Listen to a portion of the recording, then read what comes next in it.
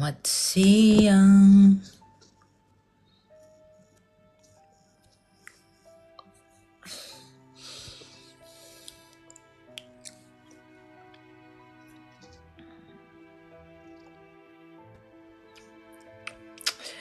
Halo semuanya, selamat siang teman-teman. Selamat hari Kamis 27 Februari 2025 ya. Kita bertemu lagi untuk belajar mengenai firman Tuhan. Jadi apapun yang kalian mau tanyakan tentang iman kekristenan, apa yang ada dalam Alkitab, kalian boleh tanyakan. Baik dari Kristen, Islam, Hindu, Buddha, aliran kepercayaan, dan apapun keimanan kalian. Kalau kalian punya rasa penasaran dan mau belajar tentang iman Kristen, kalian boleh tanya dengan request naik ke atas. Oke? Gitu, jadi bisa untuk semua orang.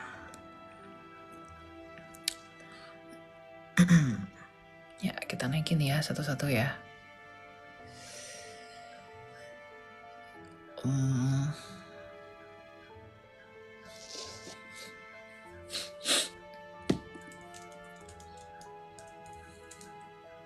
Loh kok nggak naik? Kenapa nggak naik ya? What's wrong guys?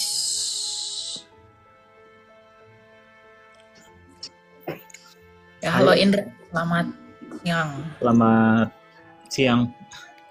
Ya, silakan. Iya. Saya Kristen, bukan teman-teman seberang. Apa yang mau ditanya?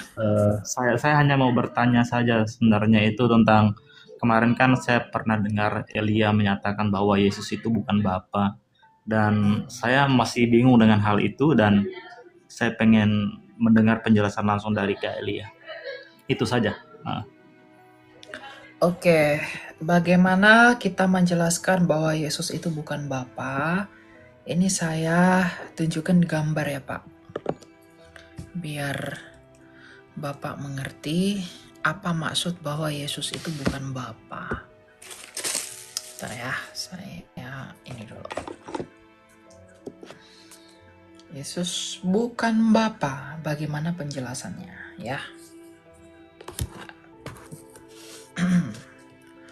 Oke, ini saya perhatikan dengan baik ya teman-teman ya.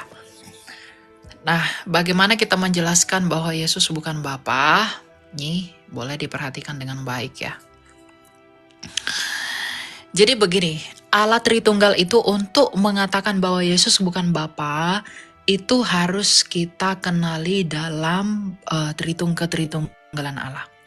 Yesus itu bukan Allah Bapa, karena itu berbeda realita. Nah, sekarang kita belajar Tritunggal. Tritunggal itu apa? Allah Tritunggal atau Allah Trinitas itu dari kata Latin Trinitas atau Tres Unitas, yang dimana tres artinya tiga, unitas artinya keesahan atau kesatuan. Jadi Trinitas adalah ketigaan yang esa, ya, atau bahasa lainnya a compounded singleness, kesatuan yang tidak terdefinisikan begitu. Nah, ilustrasinya adalah Allah yang esa itu siapa sih? Dalam 1 Korintus 8 ayat 6, bagi kita hanya ada satu Allah saja, yaitu Bapa. Allah yang esa ini adalah Sang Bapa. Ngerti ya? Jadi Allah yang esa adalah Sang Bapa. Nah, Sang Bapa ini di dalam dirinya, dia memiliki firman. Yang oleh firman ini, dia menjadikan segala sesuatu. Ya, dalam bahasa Yunaninya disebut dengan logos. Ya. Nah, logos ini disebut ilmu, makanya biologi itu bio dan logos, ilmu bio. Lalu teologi, theos dan logos, ilmu tentang theos.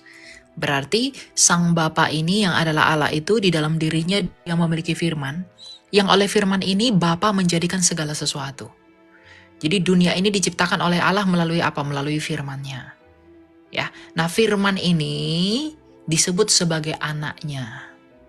Ya. Nah, selain memiliki firman, Sang Bapa ini memiliki roh. Yang oleh roh ini, dia menghidupi segala sesuatu. Ayub 33 ayat 4.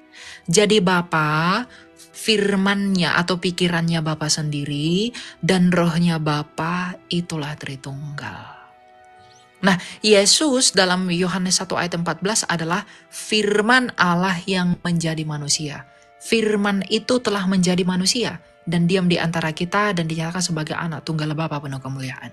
Jadi Yesus itu bukan Bapa, tetapi firman-Nya Bapa yang menjadi manusia. Nah, jadi apakah Yesus adalah Allah Bapa? Tentu tidak. Tapi Yesus adalah sang anak atau sang firman. Yang mengatakan Yesus adalah sang Bapa itu pengajaran keliru dari modalisme. Yaitu ajaran sesat yang dikutuk oleh gereja yang mengatakan bahwa Yesus adalah Bapa, Yesus adalah Roh Kudus, Yesus adalah firman. Jadi Yesus itu berganti-ganti peran. Nah, itu penjelasan yang salah.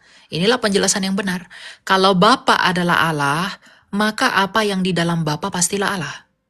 Firman-Nya Bapa pastilah Allah, rohnya Bapa pastilah Allah.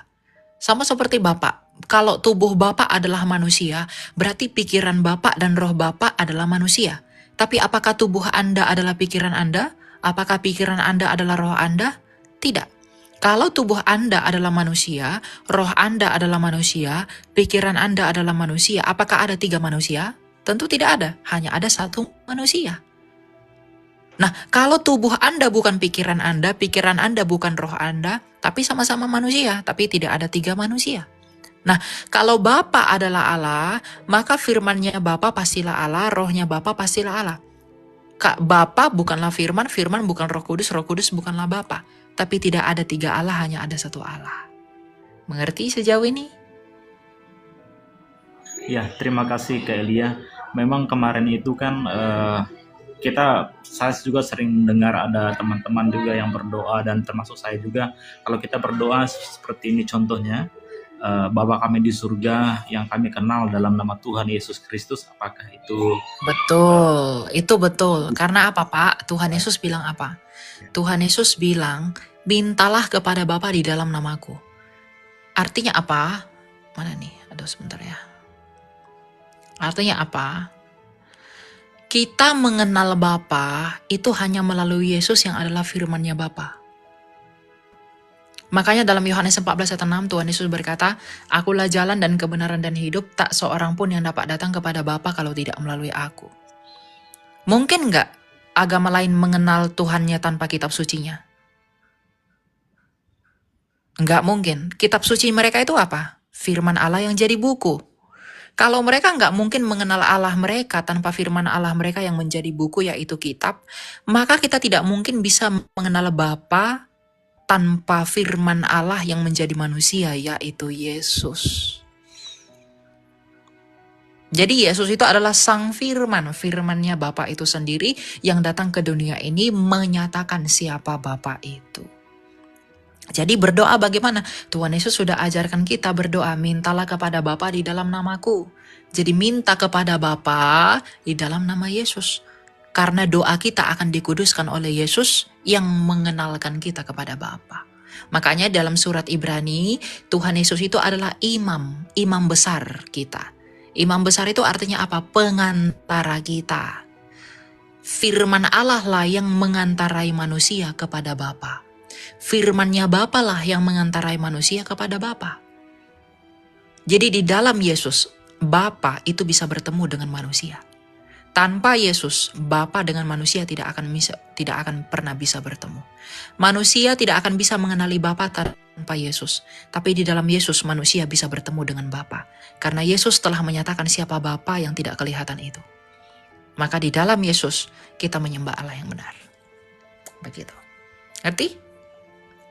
Oke, baik, terima kasih Kak Elia. Memang kemarin itu kan hanya potongan-potongan video yang saya lihat dan belum mendengar secara langsung penjelasannya, dan sekarang saya sudah mengerti apa yang Kak Elia sampaikan. Ya, salam kenal, saya Indra dari Manokwari. Kami bergerak di penerjemah Alkitab untuk suku-suku di pedalaman Papua. Ya, minta hikmat dari Tuhan agar Tuhan membimbing dalam penerjemahan agar tidak salah dalam penyimpulan. Karena kadangkala yang menyebabkan kesalahpahaman dalam doktrin, dalam dogma, itu adalah kesalahpahaman dalam terjemahan. Misalnya, orang-orang umat sebelah selalu salah paham dengan kekristenan karena mereka belajar dari terjemahan. Mereka tidak belajar aslinya Alkitab itu. gitu ya. Thank you Pak, Tuhan berkati ya. Berkati Elia. Ya. Saya Kita lanjut ya. Yang kemarin belum di-up ke YouTube, belum. Nanti ya sekalian saya up. Silakan, siapa ini?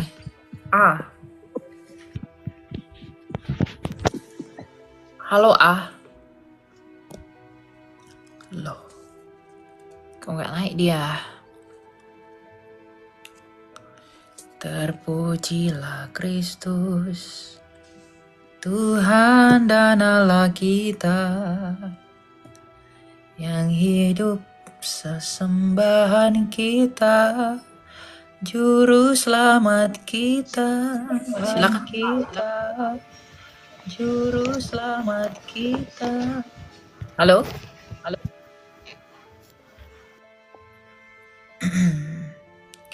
Ada aja masalah ya. Terpujilah Kristus. Silakan Gio. Selamat malam. Selamat malam. Selamat siang. Selamat siang. Ya silakan brother. Mau tanya apa? Dari iman apa kamu? Saya dari Islam. Oke, silakan. Kamu mau tanya apa? Oke, nggak apa-apa ya kan? Gak apa-apa dong. Kamu kan mau belajar. Siapa tahu bisa Iya, dibaptis. untuk sharing-sharing aja. Oke, silakan. Mau tanya apa? Apa yang mau ditanya? Gio? Takutnya nggak enak kan? Jangan nggak enak, justru kamu datang ke sini tuh mau bertanya. Saya nggak akan menghakimi kamu. Tapi yang penting kamu sopan bertanya dan mau belajar, gitu. Kita nggak pernah marahin orang bertanya. Justru kalau pertanyaanmu aneh, itu membuktikan kamu belum belajar. Makanya saya ajari kamu. Gitu loh. Tanya apa aja, silakan.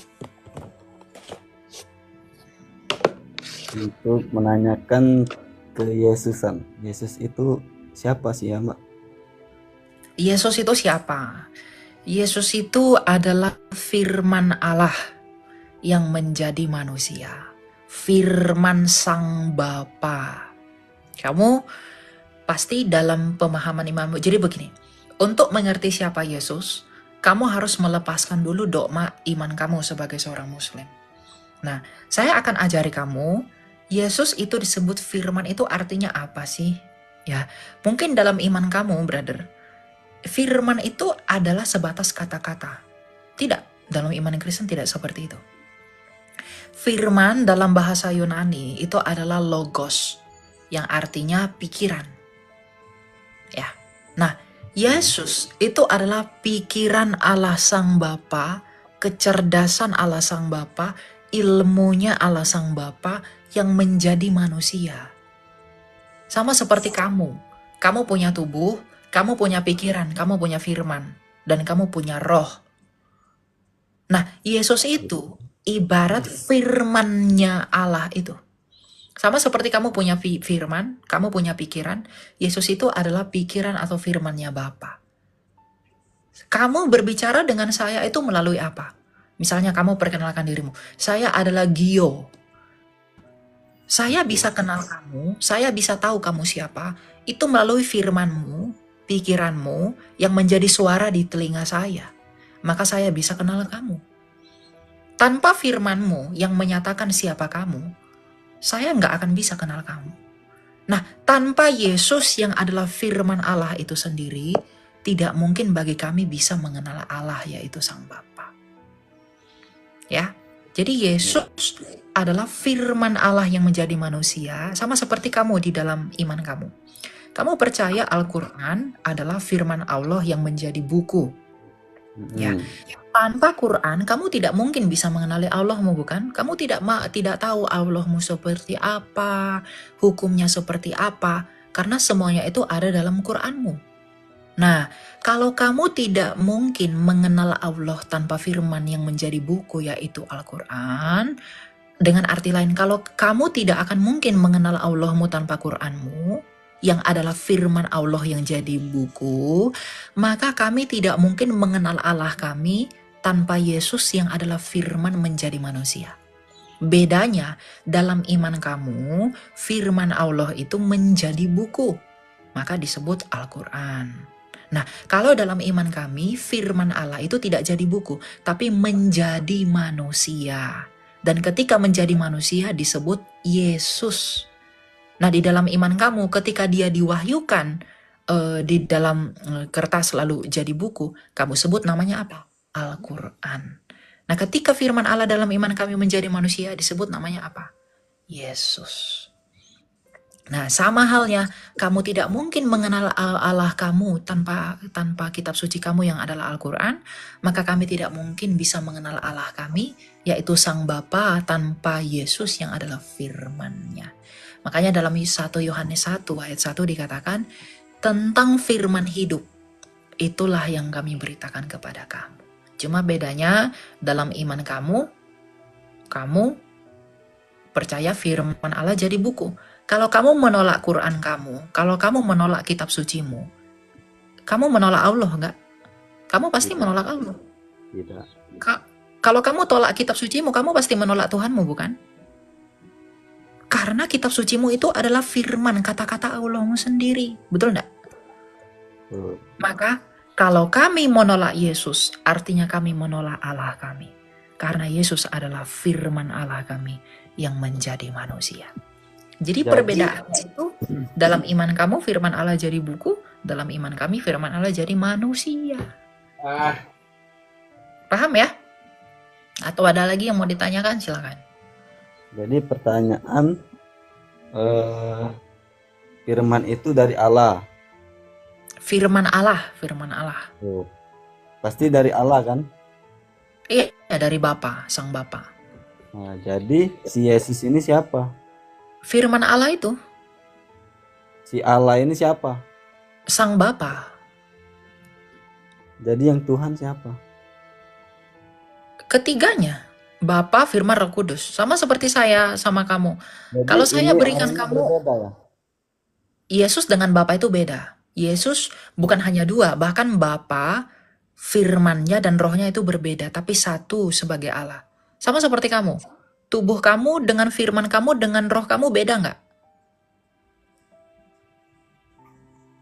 Apakah tubuhmu adalah rohmu?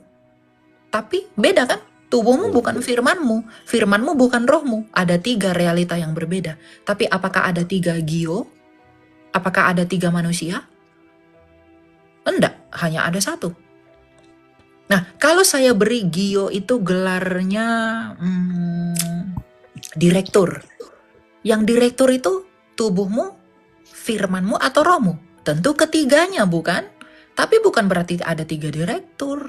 Nah, kalau kamu tanya ada berapa Tuhan? Hanya 1 Tuhan. Tetapi Bapa adalah Tuhan, firman-Nya pasti Tuhan, rohnya pasti Tuhan.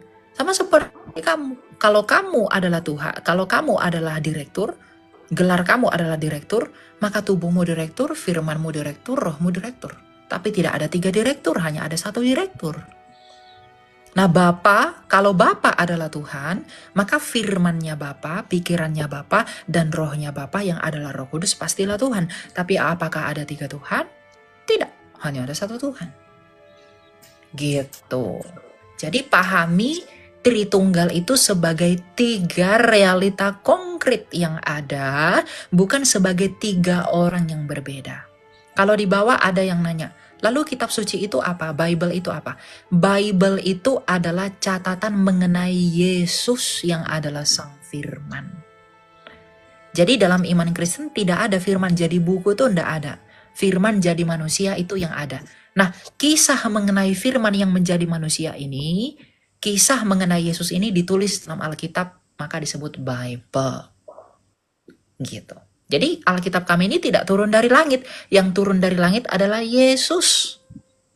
Makanya dalam Yohanes 8 ayat 23, Yesus berkata, "Aku bukan dari dunia ini, kamu dari dunia ini. Aku dari atas," kata Yesus, "kamu dari bawah." Jadi kalau iman kalian percaya firman Allah jadi buku ke bumi, turun menjadi buku, kami percaya firman itu turun menjadi manusia. Nah, ketika firman itu menjadi manusia melakukan banyak hal yaitu Yesus, Maka kisah mengenai apa yang dilakukan Yesus itulah yang dicatatkan dalam Alkitab. Makanya disebut Injil, yang artinya kabar baik. Begitu.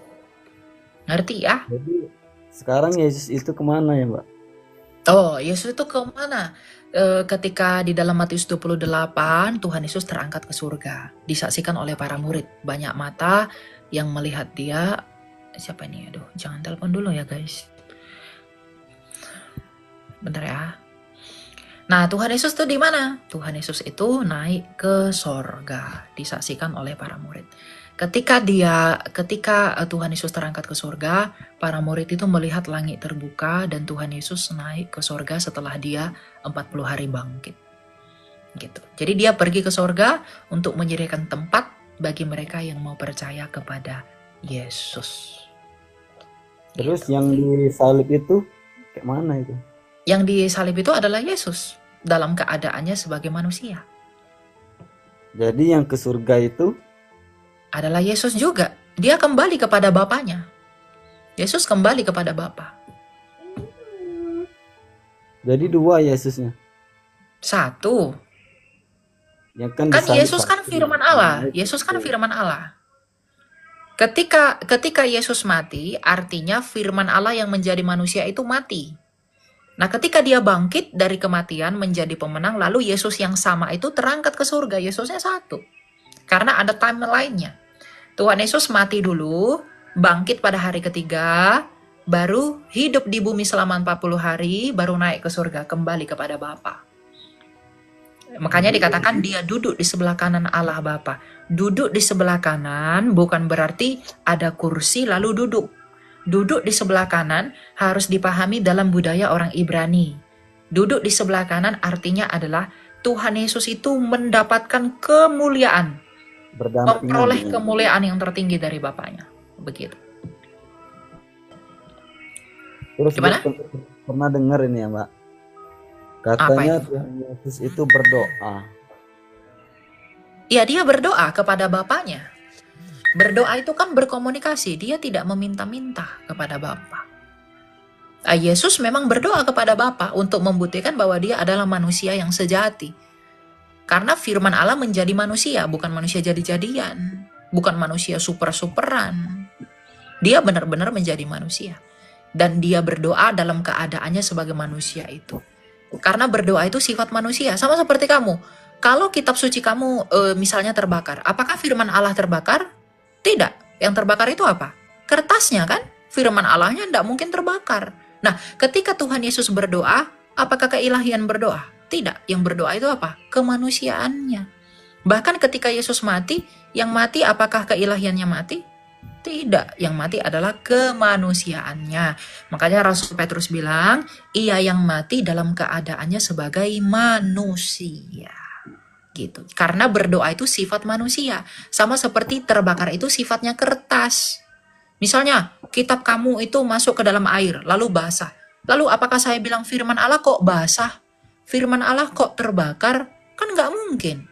Karena yang terbakar itu sifat kertasnya, bukan sifat firman Allahnya. Nah, Yesus yang adalah firman Allah menjadi manusia ketika berdoa, apakah firman Allah berdoa? Bukan. Yang berdoa itu apa?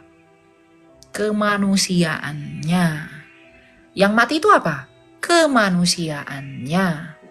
Melalui kodrat insaninya itu, pribadi firman. Jadi kalau Kayak dia dalam- jadi manusia, Aha. berarti bukan Tuhan. Dia Tuhan dong.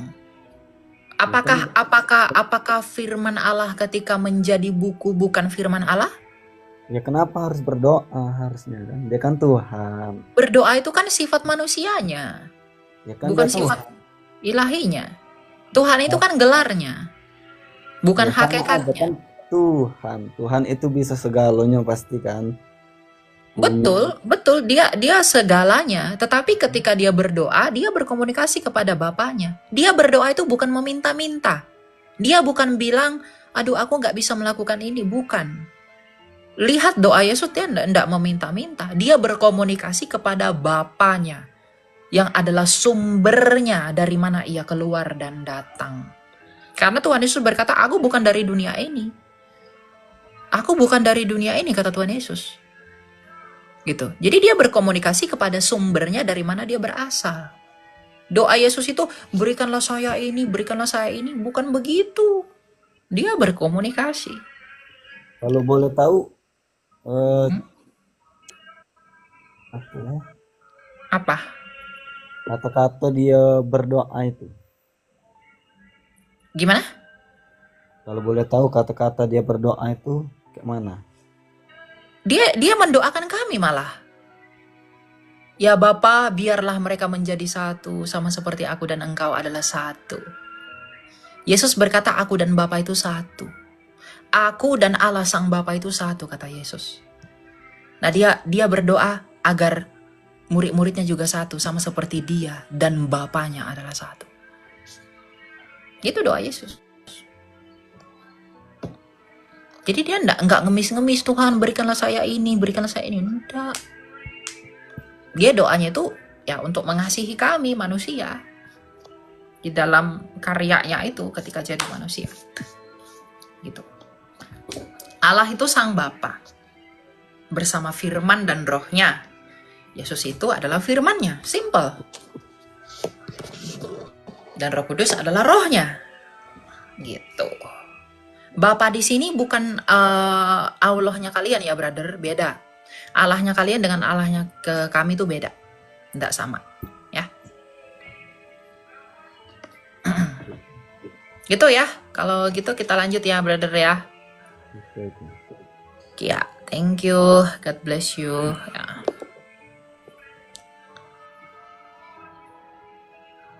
Oke, kita lanjuti. Waduh, buset. Ada 81 orang yang mau naik di sini. Oke lah ya. Kita naikin lah ya. Itu satu. Sabar ya. Halo, selamat siang. Selamat siang.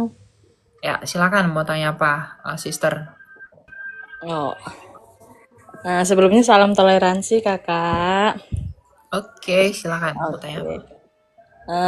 Manusia ini kan diciptakan ada yang baik, ada yang buruk, benar kan? Oh, tidak. Kalau beda. Maksudnya gini, ada ada yang kelakuannya baik, ada yang kelakuannya buruk. Bukan, beda. Jadi kalau kita mengerjakan misalnya dosa, itu balasannya dalam Kristen tuh apa? Gitu aja. Oke. Yang pertama saya ralat ya pernyataan kamu Ernie ya. Di dalam iman kami tidak ada Tuhan itu menciptakan orang jahat, orang baik. Tuhan itu pada mulanya menciptakan semua manusia itu baik. Tetapi ya benar. Ya, tapi ketidaktaatan manusia itulah yang membuat dia menjadi buruk. Makanya upah dosa dikatakan adalah maut. Nah, upah dari dosa itu, upah dari kejahatan manusia itu adalah maut dan kematian. Nah, apa balasan untuk dosa dalam iman Kristen? Ini secara umum dulu ya, secara universal. Upah dari dosa dalam iman Kristen itu sebagaimana yang dikatakan oleh Allah pada penciptaan. Ketika dia berkata, Adam dan Hawa, kalau kamu berdosa dengan tidak taat kepadaku untuk memakan pohon pengetahuan itu, kamu akan mati. Jadi upah dari dosa itu ya kematian kekal. Yang artinya manusia itu jadi rusak karena dosa itu. Jadi kalau orang berdosa, upahnya apa sih? Apa yang akan dibalaskan dari dosanya? Kematian kekal. Nah, untuk itulah semua orang yang hidup di dunia ini semua udah berdosa. Maka semua orang harus mengalami kematian kekal karena dosanya. Namun Allah itu nggak mau manusia mati kekal. Maka dia datang ke dunia ini melalui firman-Nya yaitu Yesus, datang ke dunia ini untuk mengalahkan kematian itu dalam keadaannya sebagai manusia. Jadi Tuhan Yesus turun kepada kuasa dosa itu, turun kepada kuasa kematian itu, lalu mengalahkan kematian itu melalui kebangkitannya. Makanya setiap orang yang mati di dunia ini, kami ajak untuk percaya kepada Yesus agar memperoleh hidup sebagaimana Yesus telah hidup kembali. Maka di dalam Yesus tidak ada lagi penghukuman. Lalu bagaimana sih orang Kristen itu kalau dia percaya sama Yesus tapi dia masih punya dosa? Ya, dosanya akan dibalaskan di dunia ini. Tetapi kuasa dosa, yaitu maut, kematian tadi, tidak akan lagi berkuasa atas dia. Konsekuensi dosa tetap ditimpakan oleh Allah di dunia ini, tapi kematian kekal tidak lagi merenggut nyawa orang yang percaya kepada Yesus, karena orang yang percaya kepada Yesus adalah orang-orang yang akan mengalami nasib yang sama seperti nasib yang dirasakan oleh Tuhan Yesus, yaitu bangkit dari kematian itu. Karena satu-satunya pribadi yang telah hidup kembali di dalam sejarah semesta ini dari kematian hanyalah Yesus Kristus. Ada yang hidup tapi mati lagi. Nah, Tuhan Yesus, dia mati tapi namun hidup lalu tidak mati lagi. Itu kalau dalam iman kami, ya. Oh, oke, siap Kakak. Terima kasih penjelasannya. Thank you ya. Tuhan berkati ya Erni ya. Oke. Siap. Terima kasih Kakak. Ya. Salam. Lanjut ya. Ada banyak nih, 96 orang. Perasaan aku baru live. Jangan lupa tap-tap layar teman-teman ya. Saya tidak minta uang Anda, saya hanya minta jari-jari Anda. Silakan Regina. Shalom. Ya, salam. Silakan. Mau tanya apa? Kak, mau nanya. Aku kan dengar dari orang nih, makanya nggak tahu bener atau enggak. Mau nanya, kalau dosa yang nggak bisa diampuni Tuhan itu, apakah mencaci maki Roh Kudus itu benar atau enggak? Bukan mencaci maki Roh Kudus, tapi menghujat Roh Kudus. Itu yang tidak akan terampuni. Nah, apa yang menjadi apa yang dimaksud dengan menghujat Roh Kudus? Nah, kita akan belajar ya. Menghujat Roh Kudus adalah dosa yang tidak terampuni. Apakah kita sudah melakukan dosa sehingga kita tidak diampuni, begitu ya? Nah, kita belajar ya. Teman-teman, perhatikan apa yang dimaksud dengan menghujat Roh Kudus. Ini adalah satu-satunya dosa yang tidak terampuni. Ini satu-satunya dosa yang mendatangkan maut, ya. Nah, kita lihat ya. Menghujat Roh Kudus itu seperti apa? Kita lihat dalam Matius 12 ayat 22, ayat 31 dan 32. Dikatakan begini. Sebab itu aku berkata kepadamu, segala dosa dan hujat manusia akan diampuni, tetapi hujat terhadap Roh Kudus tidak akan diampuni.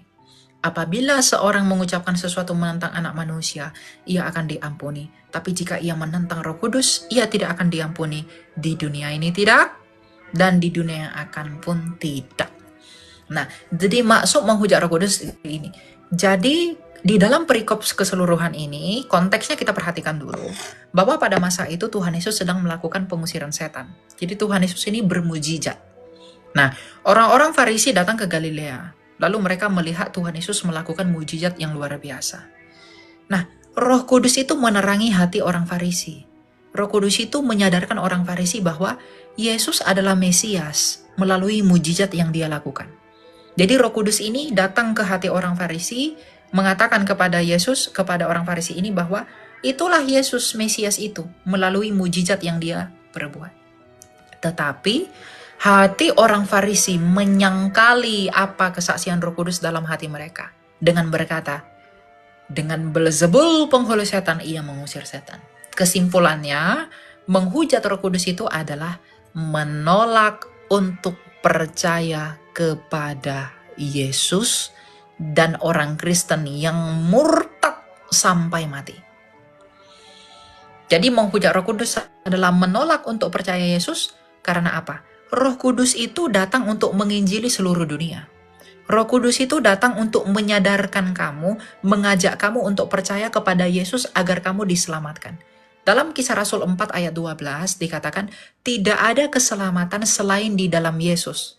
Nah, Roh Kudus ini datang untuk mengajak kita percaya kepada Yesus yang adalah satu-satunya keselamatan itu.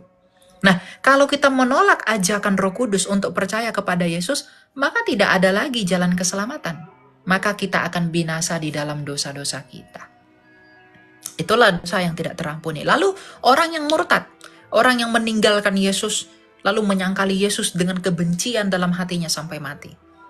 Ya, nah orang itu tidak akan diselamatkan. Gitu. Itulah dosa yang tidak terampuni. Apakah orang Kristen bisa menghujat Roh Kudus? Tidak bisa. Orang yang menghujat Roh Kudus adalah orang-orang yang diterangi Roh Kudus tapi tidak mau percaya, dan orang-orang yang tidak sungguh percaya menjadi Kristen. Kalau ada orang murtad, berarti dia bukan Kristen. Nah, gitu. Dosa kita yang lain-lain apakah diampuni?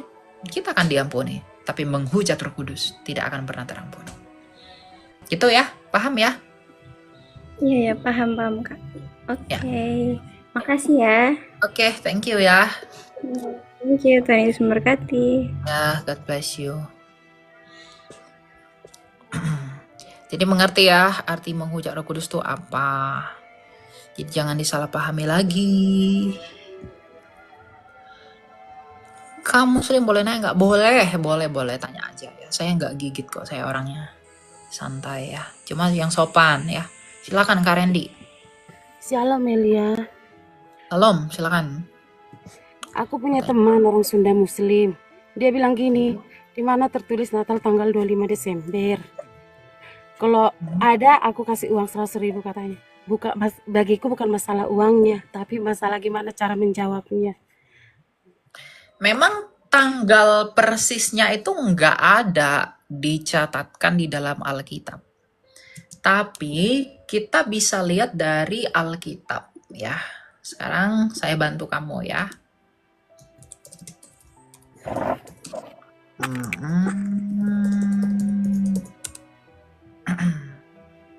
Oke.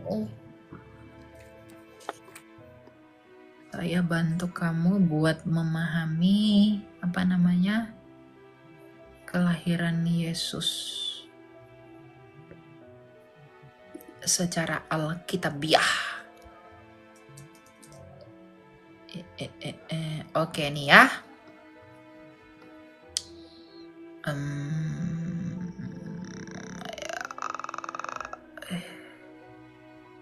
Mana ini?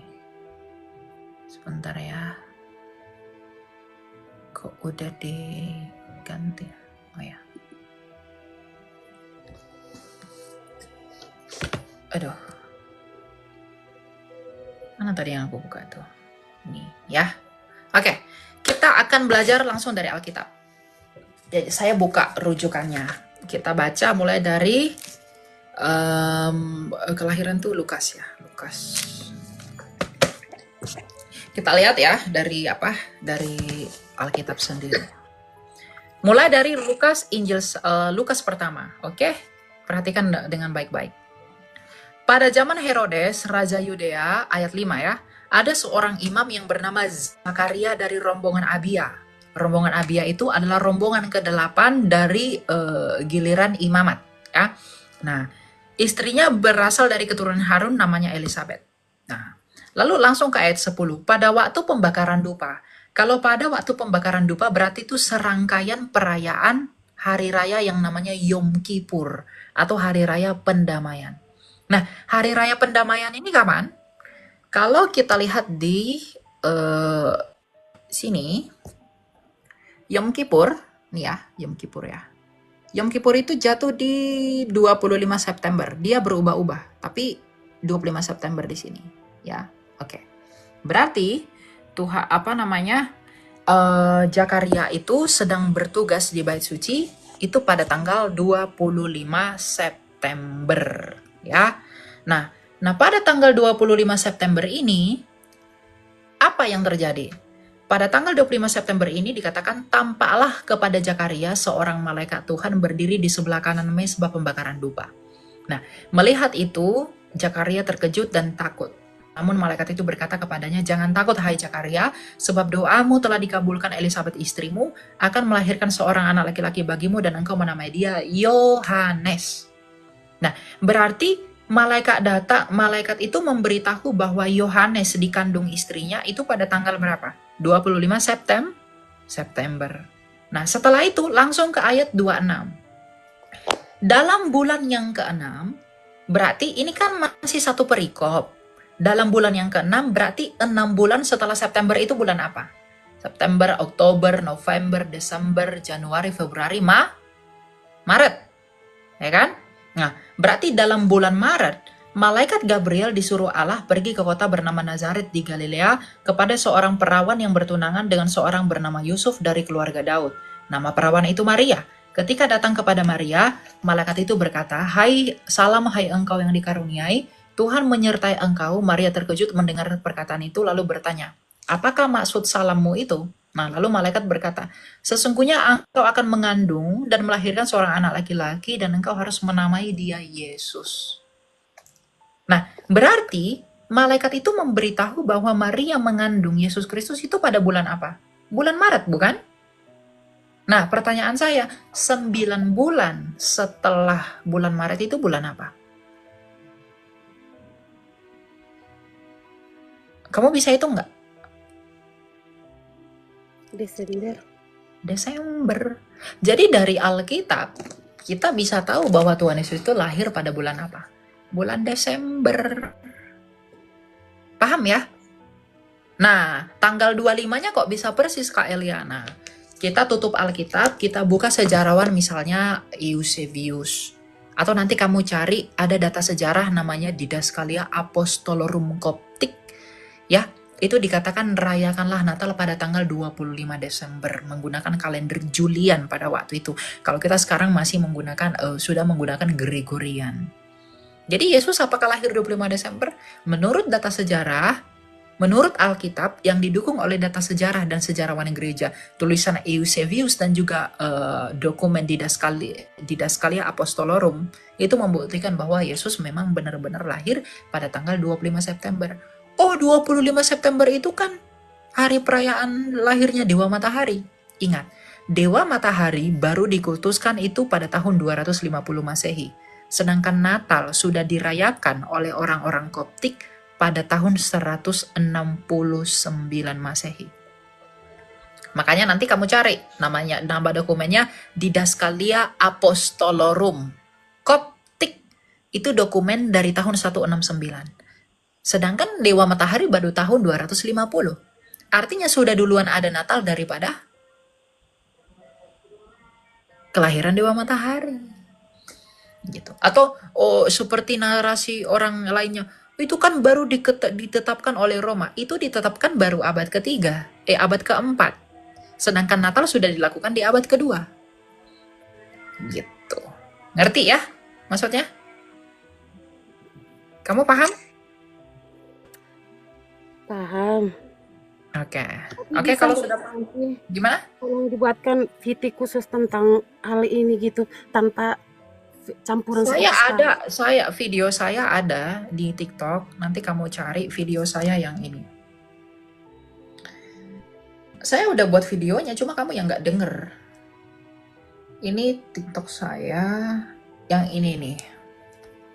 Yang nanti kamu, ini kan TikTok saya kan. Nah, nanti kamu cari, ini judulnya. Benarkah Natal 25 Desember? Ada. Jadi nanti kamu turun dari live ini, nanti kamu klik profil saya, kamu cari judulnya itu, benarkah Natal 25 Desember? Nah, nanti kamu cari, oke? Akun yang ini? Di akun ini. Oke, makasih. Saya udah buat. Sip. Thank you ya. Bless you. Semangat belajar. Nggak bisa dipin, di sini nggak bisa video dipin. Ya. Nggak bisa dipin, teman-teman. Jadi kalau kalian mau belajar, boleh ya. Bukan Didastarium, Didaskalia Apostolorum Coptic. Silakan Gayatri. Halo Kak. Ya, silakan. Kamu tanya apa? Kak, ini aku mau tanya, kan pas pas Tuhan Yesus lahir itu dikatakan kalau pada saat itu kan ada orang Majus, 3 orang disuruh ke sana kan. Nah, waktu Pengembala. pengembala. Nah, waktu itu dibilang mereka lagi mengembala kan di padang rumput.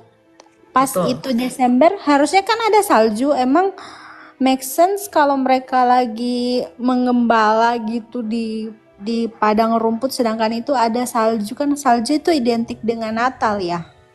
Ya. Nah, sabar ya, saya buka ya. Saya kemarin dari Israel pada tanggal 25 Desember. Nggak ada tuh salju di Bethlehem. Iya, soalnya dulu aku sekolah di sekolah Kristen kan, terus jadi pemahaman seperti itu yang diberikan, yang dibilang pada saat itu kan lagi menggembala, terus di mana ada orang menggembala pada saat ada salju, pada saat musim dingin. Oke. Gitu. Yang perlu kamu ketahui begini. Di bulan Desember itu yang mengatakan itu salju itu adalah pola pikir barat. Mereka lupa bahwa Tuhan Yesus itu lahirnya itu di Bethlehem. Ketika saya pergi ke Israel, nggak ada salju di Bethlehem. Tanggal 25 Desember itu nggak ada. Bahkan sampai Januari itu nggak ada salju di Bethlehemnya. Dan cuma musim dingin. Dan musim dinginnya itu ada pengembala. Di sana ada pengembala. Mereka lupa bahwa kelahiran Yesus itu bukan di daerah utara.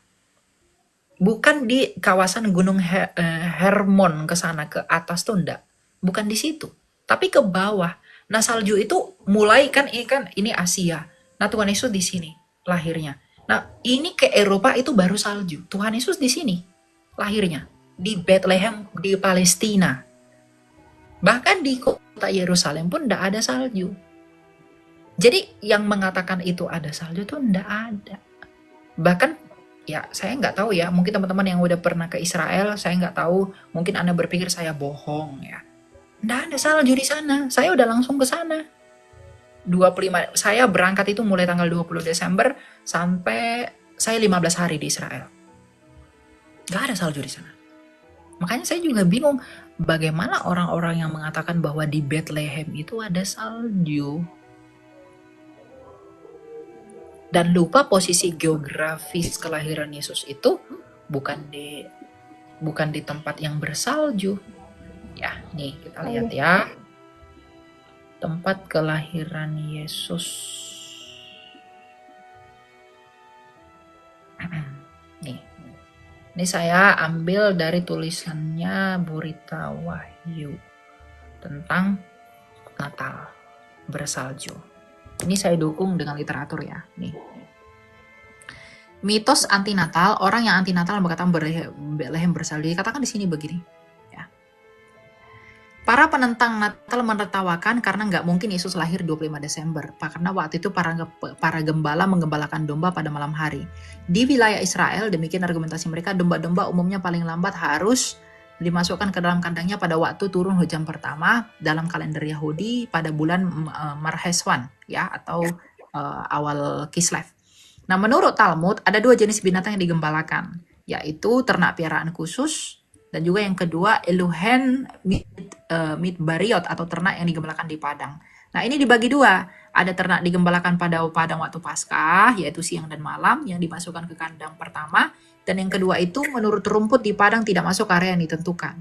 Nah, catatan Lukas, ingat Lukas 2 ayat 8, itu merujuk kepada domba-domba khusus untuk upacara korban yang digembalakan di padang tertutup. Dan domba-domba tersebut dilepaskan di sana, baik pada musim panas maupun musim hujan. Faktanya, Bait Suci selalu mempunyai persediaan domba-domba sepanjang tahun karena tidak ada upacara Yahudi tanpa kurban binatang. Dalam lingkaran tahun liturgis Yahudi, perayaan jatuh 25 Kislev hingga 2 Tevet itu adalah perayaan Hanukkah. Nah, hari raya penasbihan Bait Suci itu ditetapkan untuk memperingati kemenangan Yehuda Makabe di dalam kitab Makabe. Jadi pada tahun sekian, ciri khas perayaan ini adalah lampu-lampu terang. Ya, sampai bertepatan pada tanggal 25/9 Masirkiah. Selain itu, nah ini yang saya katakan Hermon tadi, saya melihat salju itu di Hermon. Nah, ini ternyata didukung oleh literasinya Bu Rita Wahyu. Dia katakan apa? kita juga harus melihat geografis Israel secara keseluruhan. Hanya di wilayah Israel utara, kan tadi saya bilang utara, Bethlehem itu selatan. Hanya di Israel utara biasanya salju turun dari Gunung Hermon. Makanya dari Galilea, kalau kalian pernah ke Israel di Danau Galilea, di Laut Galilea, kalian bisa melihat Gunung Hermon itu putih kalau di bulan Desember. Tetapi di Galileanya sendiri tidak ada salju. Sedangkan di Bethlehem Efrata, tempat malaikat itu bertemu dengan gembala, bukan wilayah turunnya salju. Wilayah Israel Selatan terdiri dari gurun.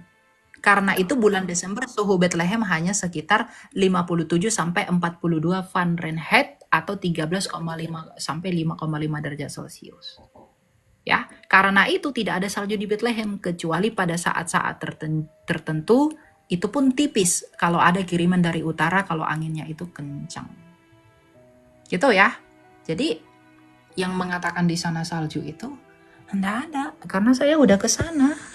Enggak ada salju di Bethlehem. Oke.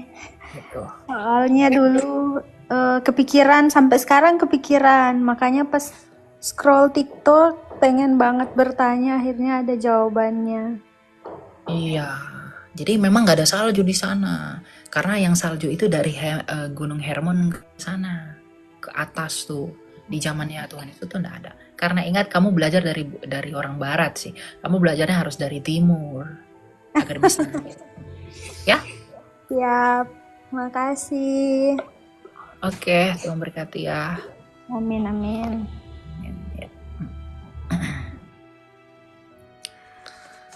Ya, jadi nggak ada tuh salju-salju di Bethlehem tuh, ya. Salah itu. Ya kalau kalian udah pernah ke sana, bolehlah kalian rasain sendiri. Nanti kalian buktikan saya bohong atau enggak. Perginya pada bulan Desember. Saya waktu itu kebetulan bulan lalu, bulan 12 kemarin saya pergi ke sana. Tak ada salju. Gitu ya. Jadi tidak ada salju. Kita naikin lagi ya teman-teman ya.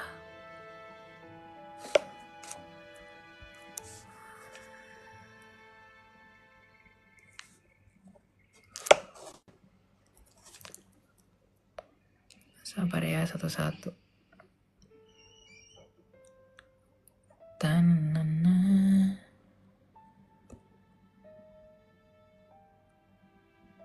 Ini siapa nih? Sabdi. Silakan Sabdi, selamat siang brother. Om. Ya, silakan. Mau tanya apa, bro? Iya kak. Kamu dari iman apa? Saya juga dari Kristen kak. Oke, silakan mau tanya apa? Kamu mau tanya apa? Hah? Halo? Halo kak. Ya, kamu mau tanya apa? Saya mau bertanya tentang Allah Tritunggal itu kak. Apa yang mau ditanya tentang Tritunggal? Bukannya saya tidak percaya tentang Allah Tritunggal itu kak, tapi saya masih bingung dengan peristiwa setelah pembaptisan Tuhan Yesus itu. Yang dimana? Tadi kamu nyimak nggak penjelasan saya tentang Tritunggal? Iya, saya nyimak kak. Cuman maaf kak ya, ada motor yang lewatin.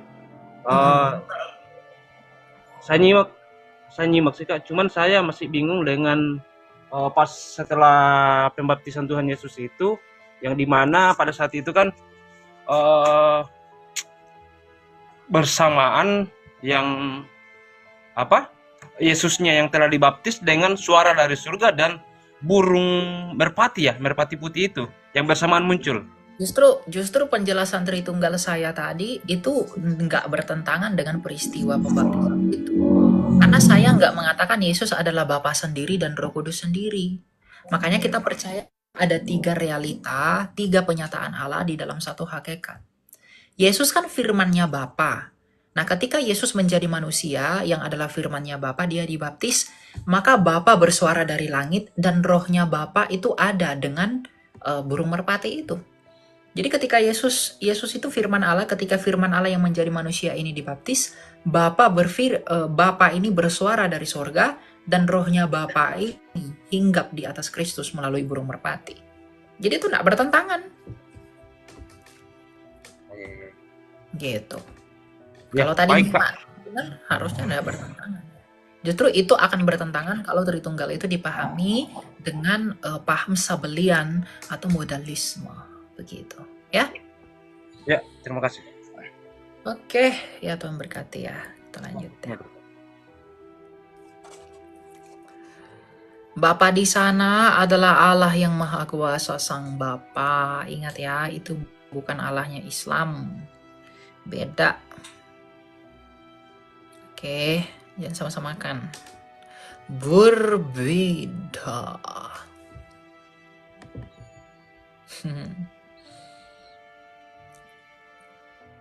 Berbeda, berbeda.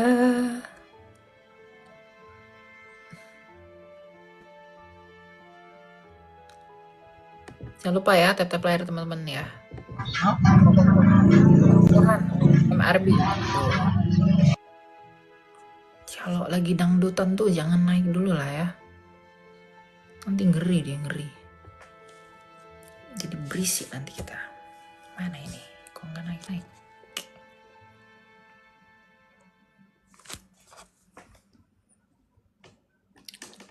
Silakan. Siapa ini? Gabriel.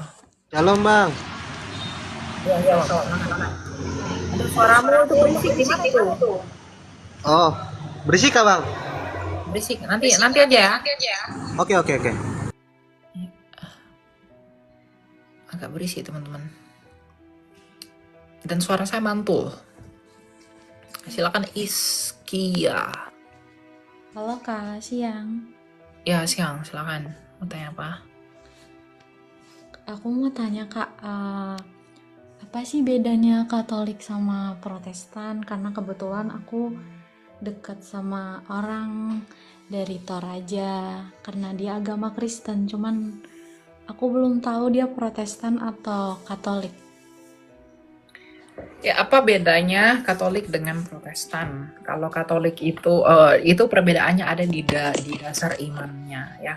Kalau Katolik itu beda. Katolik itu dasar imannya ada 3. Ada kitab suci, tradisi suci, dan magisterium gereja. Kalau Protestan itu sola scriptura, hanya kitab suci. Tapi apakah Tuhannya orang Katolik dengan orang Kristen sama? Sama. Apakah Tuhannya satu? Satu. Apakah menyembah Allah yang sama? Sama. Apakah percaya hanya di dalam Yesus ada keselamatan? Sama. Gitu. Jadi mau orang Protestan Katolik, bagi saya itu tidak masalah. Karena Tuhan yang mereka hadapi itu adalah Tuhan yang sama. Tuhan yang menyelamatkan, yang diakui sebagai satu-satunya. Di dalam kebagaimanaan Allah yang Tritunggal itu juga sama. Gitu. Jadi tidak perlu pusing tentang itu. Ya. Kalau misalkan cara beribadahnya itu apa sama apa berbeda ya Kak? Maaf aku nggak tahu, tapi memang Berbeda. kemarin berbeda. Berbeda. Jadi kalau di Katolik itu mereka punya liturgi mereka beda dengan liturgi orang Protestan. Ya, jadi cara beribadahnya memang berbeda, tapi tujuannya tetap sama. Gitu. Apakah ada hukum tentang pernikahan antara Protestan dan Katolik Kak? Apa dilarang? Apa memang diperbolehkan? Secara iman Kristiani, karena prinsipnya itu kan Allahnya sama dan satu. Itu tidak ada pertentangannya. Cuma kalau secara administrasi gerejawi, itu pasti ada aturannya. Saya nggak tahu Katolik bagaimana, tapi kalau saya di gereja Protestan itu, biasanya salah satu pasangannya harus memutuskan untuk ikut siapa. Jadi nggak boleh berbeda gereja agar satu di dalam wadah gerejawi gitu loh. Dinaungi oleh satu ibadah gerejawi. Gitu. Jadi nggak dipusingkan soal itu. Makasih Kak, tapi ada satu lagi. Saya Muslim sebelumnya karena memang dekat dengan orang Toraja. Karena penasaran banget gimana sih cara dia beribadah, dan aku memahami bahwa Allah Tritunggal itu yang dimaksud Yesus itu kan firman Allah. Nah, Roh Kudus itu kan berarti roh itu kayak rohnya si Allah. si Tuhan Yesus gitu, benar kan? Nah, bagaimana sih Kak kalau misalkan di agama Protestan itu benar nggak sih katanya tidak bisa merebut dari Tuhannya, jadi dia boleh mencintai aku tapi dia tuh nggak mau membawa aku, padahal aku ya sebagai diriku sendiri itu bahkan aku ingin tahu lebih dalam tentang dia. Apa Enggak, itu memang nggak salah itu. boleh? Apa gimana Bukan. ya Kak? Kalau dia mengatakan Kak, dia tidak bisa merebutmu dari Tuhanmu, itu pandangan dunia. Tuhan kami itu mau, bahkan kami ini menginjili kalian agar kalian percaya. Misalnya nih, Tuhan itu sebenarnya mau pacarmu itu menginjili kamu agar kamu percaya kepada Yesus, agar jiwamu diselamatkan. Jadi nggak ada istilah kamu itu nanti direbut dari Tuhanmu, enggak. Karena Tuhan yang satu-satunya penguasa sorga dan bumi menurut Matius 28 ayat 17, 18, 19 itu hanya Yesus Kristus. Jadi kalau ada Tuhan-Tuhan yang lain di luar Kristus, itu bukan Tuhan yang sejati menurut Yesus Kristus sendiri. Jadi kalau kamu mau belajar lebih dalam tentang iman Kristen, itu bagus. Karena begini, siapa nama Mukia, dalam iman kami, hidupmu itu bukan tentang di dunia ini untuk menjangkau pernikahanmu, bukan. Tapi hidupmu itu adalah nanti di dalam kekekalan. Tujuan semua orang itu ada bukan untuk mati.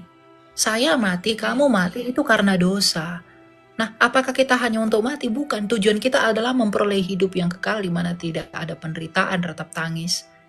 Nah, bagaimana kita bisa memperoleh itu? Melalui Yesus yang telah mengalahkan kematian itu. Satu-satunya orang, satu-satunya pribadi di dunia ini, manusia yang pernah ada di dunia ini, yang telah mengalahkan kematian, yang telah bangkit dari kematian, itu hanya Yesus. Jadi kalau pacar kamu bilang, saya takut merebut kamu dari Tuhanmu, itu bukan Kristen itu bukan pandangan Kristen. Justru sebenarnya dia itu kan dikatakan satu orang diselamatkan, seisi rumah diselamatkan. Justru sebenarnya kalau pacarmu itu orang-orang yang sungguh-sungguh beriman, dia itu akan menginjili kamu, bukan memaksa kamu loh ya, beda. Iya, Memaksa, jadi kemarin juga sempat mengajak aku ke gereja dan aku mau karena ya menurutku aku ingin tahu seberapa erat hubungan kamu dengan Tuhanmu, dan ya. aku juga pernah masuk Kak ke gereja itu, tapi memang entah apa kendalanya, dia tuh kayak bilang kalau di suku orang Toraja memang adat istiadatnya kan agak keras ya. Apa itu adatnya itu termasuk dari Kristen Protestannya apa memang Bukan. adat suku tersebut? Itu adat suku itu. Bukan Oh iya. iman kami, itu beda. Jadi kalau kamu memang kalau dia memang orang yang sungguh-sungguh percaya, dia akan menginjili kamu untuk menyelamatkan jiwamu. Kalau dia memang sungguh-sungguh mencintai kamu, dia pasti memberitakan Yesus sama kamu. Karena dia nggak hanya peduli tentang hubunganmu di dunia, tapi dia peduli tentang keselamatan jiwamu. Dan kalau dia orang Kristen yang sejati, dia pasti tahu bahwa tidak ada yang bisa menyelamatkan jiwa selain daripada Yesus yang telah mengalahkan kematian itu melalui kebangkitannya.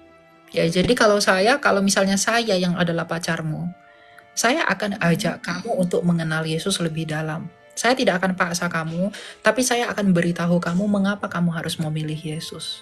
Yang dengan demikian ketika kamu memutuskan percaya kepada Yesus, saya akan menikahi kamu. Agar di dalam pernikahan ini, nama Allah yang kudus, Tritunggal yang kudus itu memberkati pernikahan ini. Karena tujuan pernikahan itu adalah melakukan kehendak Tuhan. Kehendak Tuhan di dalam sejak semula adalah untuk memenuhi seluruh bumi ini. Memenuhi semuanya. Makanya Tuhan dalam Kejadian 1 ayat 28 berkata, beranak cuculah dan penuhilah seluruh bumi. Jadi pernikahan itu bukan sekedar kawin mengawin beranak pinak. Bukan. Pernikahan itu adalah cara kita untuk memuliakan Allah. Gitu. Menjadi keluarga kecil, mandat-mandat kecil di dalam kerajaan Allah. Itu tujuan pernikahan itu. Jadi saran saya buat kamu, Kristen itu tidak akan pernah memaksa kamu percaya dia atau enggak. Karena untuk mengikuti Yesus kami tidak tawarkan yang enak-enak. Untuk ikut Yesus berkata pikul salibmu. Artinya apa? Ikut Yesus itu adalah rela hidup dalam penderitaan untuk membuang semua dosa-dosa dan kesalahan kita dan hidup di dalam kemauannya. Ya, jadi saran saya sama kamu pelajari lebih dalam, kamu pelajari lebih deep tentang iman Kristen. Masalah kamu pada akhirnya percaya atau enggak, itu ada di dalam keputusan tanganmu. Kamu akan melihat sendiri bagaimana pengajaran kekristenan, tapi saran saya kamu harus belajar kepada orang yang tepat. Jangan belajar kepada orang yang tidak mengerti iman Kristen. Gitu. Iya, Karena kemarin itu aku bingungnya cuman karena ini memang dari ajaran Kristen Protestannya yang seperti itu, apa memang dari adat bukan. istiadat Toraja Sulawesinya. Jadi Itu adat ternyata dari mereka. adat suku Toraja gitu kan. Iya, itu adat mereka. Nggak ada di Alkitab begitu tuh. Ngambil dia dari Tuhan itu nggak ada. Justru kami diajarkan ya untuk membawa jiwa kepada Tuhan agar dia diselamatkan. Bukan karena Tuhan butuh kita loh, tapi karena dia mengasihi kita, maka dia nggak mau kita terhilang. Makanya Tuhan Yesus bilang apa? Aku datang untuk menyelamatkan yang terhilang. Jadi bukan karena egonya dia itu pengen orang percaya sama dia, bukan, tapi karena kasihnya orang itu percaya sama dia agar di dalam kepercayaan orang itu kepada dia, agar di dalam iman orang itu kepada Yesus, dia beroleh keselamatan. Itu doang. Gitu. Ya. Jadi kamu semangat, tetap berdoa. Iya. Memang kemarin sempat putus asa sih, kok aku dikecewain sama salah satu dari anak Tuhannya, padahal aku udah sesemangat itu kemarin kayak gitu. Nggak boleh. Kamu udah putus atau masih lanjut? Aku sekarang agak putus sih Kak, agak renggang karena memang posisinya kemarin aku habis ke gereja di Taiwan, ke gereja Taiwan Protestan. Itu aku ngikut berdoa kan di belakang dia, terus dia bilang dari keluargaku itu memang keras. Aku tanya, dia itu dari orang Toraja katanya, memang apa ya, memang suku adatnya itu kan keras gitu ya. Jadi aku bingungnya itu apa suku yang dia maksud itu agama yang dia anut Protestannya atau memang dari sukunya sendiri, dari Torajanya sendiri kayak gitu Kak. Makanya itu kayaknya aku dari sempat suku ngeliat Toraja kakak juga, ngeliat viti-viti kakak kan tentang Allah sama firman Yesus sama Roh Kudus. Jadi aku tuh sempat memahami semua sih Kak. Ini tuh cukup berisik di kepala aku selama 2 bulan, makanya aku stres. Tapi Kunci makasih kamu ya. coba deh begini, coba deh percaya sama saya. Ya, semua kembali ada di tangan kamu. Tapi coba begini, kamu kan lagi bergumul nih, kamu punya masalah, kamu lagi stres dan lain sebagainya. Coba kamu nanti malam, kamu berdoa. Kamu berdoanya itu kepada Yesus. Kamu bilang begini sama dia. Jikalau engkau adalah Allah yang benar, Yesus Kristus, tunjukkanlah jalan-jalanmu kepadaku. Kita bukan mencobai dia, tapi agar di dalam maksudnya, dia bisa membuktikan kemuliaannya buat kamu, untuk kamu diselamatkan. Jadi saran saya, kalau kamu mau dan kalau berkenan, kalau enggak juga nggak apa-apa. Kamu malam ini, kamu benar-benar datang dengan hati yang tulus, bukan karena motivasi yang aneh-aneh. Dengan ketulusan hati, kamu mengerti kamu siapa, kamu mengerti kamu orang berdosa, kamu paham kamu orang yang bukan layak sebenarnya di hadapan kekudusan Allah. Tapi coba kamu rendahkan dirimu, kamu dengan tulus, kamu berdoa kepada Yesus Kristus. Dan sampaikan semua apa yang ada di dalam hatimu, masalah-masalah kamu. Di dalam nama Yesus. Coba kamu berdoa kepada dia. Dan lihat ke depan apa yang terjadi sama kamu. Itu saran saya. Tapi Kak, aku mau bilang, sebelum aku putus sama pacarku itu ya agak renggang itu, aku sempat bermimpi itu ada patung Yesus yang di Toraja. Itu datang di mimpiku jam 3 pagi dan aku kebangun, terus aku tuh inget, ya ampun cowokku udah nggak ada, aku mau ngadu ke siapa. Sedih tau Kak. Serius. Iya, makanya saya bilang gini loh. Bagi Tuhan itu tidak ada yang mustahil untuk membawa orang laki-laki yang percaya buat kamu. Masalahnya itu kamunya percaya nggak? Makanya saya bilang kamu berdoa dulu sama Yesus, sama Tuhan Yesus. dengan hati yang tulus ya, bukan dengan hati yang munafik. Hati yang merendahkan diri, yang memang apa adanya. Jangan tutup-tutupi apapun. Akui semua di hadapan Yesus Kristus itu. Nah, ungkapkan semua masalahmu. Tuhan, saya butuh pasangan. Tuhan, saya butuh ini dan lain sebagainya. Nanti Tuhan sendiri yang akan bawa itu sama kamu. Kalau kamu datang dengan hati yang tulus kepada Tuhan, Tuhan sendiri akan tunjukkan siapa yang akan bersama kamu. Lebih dari apa yang kamu harapkan. Ini bukan kemakmuran ya maksud saya. Tapi ini sebagai bentuk dari apa yang Tuhan garansi buat hidup kamu untuk keselamatan jiwamu selama di dunia ini. Gitu. Jadi saran saya begitu, kamu doa sama yang namanya Yesus Kristus itu, kamu sampaikan semua masalahmu. Semua yang kamu yang unek-unek kamu lah pokoknya. Tapi yang penting itu dengan ketulusan hati. Jangan munafik atau diingin-ingin yang gimana-gimana gitu, enggak. Dengan ketulusan hati apa adanya aja di hadapannya. Karena dia itu adalah Allah yang bermurah hati. Sangat bermurah hati. Makanya para rasul itu rela mati demi dia. Karena para rasul menyaksikan betapa murah hatinya Yesus Kristus. Para rasul melihat betapa hebatnya Yesus Kristus. Betapa besar, betapa agungnya. Betapa Yesus Kristus itu rela menderita demi kami. Dia rela mati demi kami. Bahkan dia bangkit menjadi pemenang demi kami. Dia rela, yang adalah Allah yang maha tinggi, firman Allah yang maha tinggi. Dia rela mengosongkan dirinya menjadi manusia. Kalau bukan karena itu, nggak mungkin para rasul rela mati demi dia. Kalau itu kebohongan, nggak mungkin 12 orang rela mati demi dia. Tapi karena itu benar nyata, itu dirasakan, itu dilihat oleh mata dan kepala mereka sendiri. Mereka rela mati di salib terbalik, mereka rela mati digoreng, mati direbus, mati dimakan singa, dianiaya, dan segala macam. Karena mereka melihat tidak ada yang seperti Yesus Kristus di semesta ini dalam sepanjang hidup mereka. Nah, kamu buktikan itu dengan doamu kepada dia.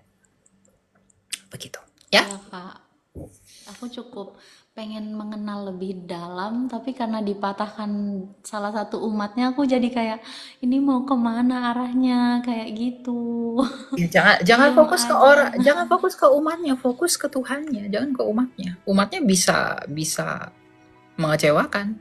Banyak orang mengaku Iya. Kristen tapi mengecewakan.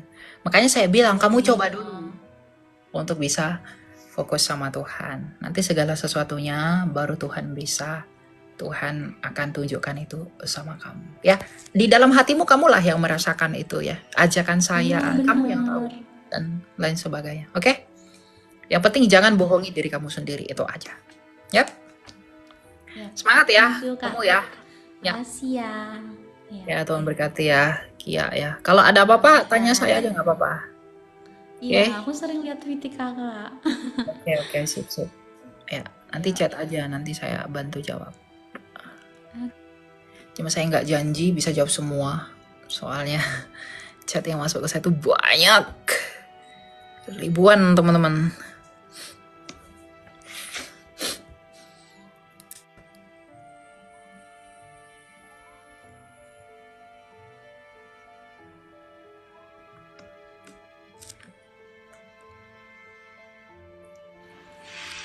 Silakan, Iye. Selamat siang. Halo.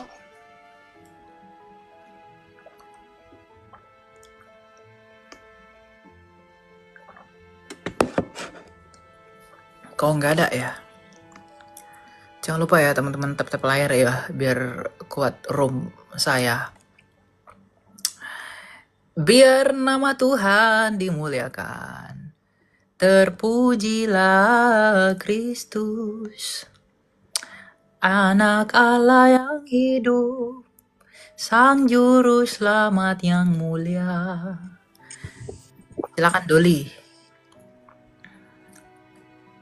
Halo Doli.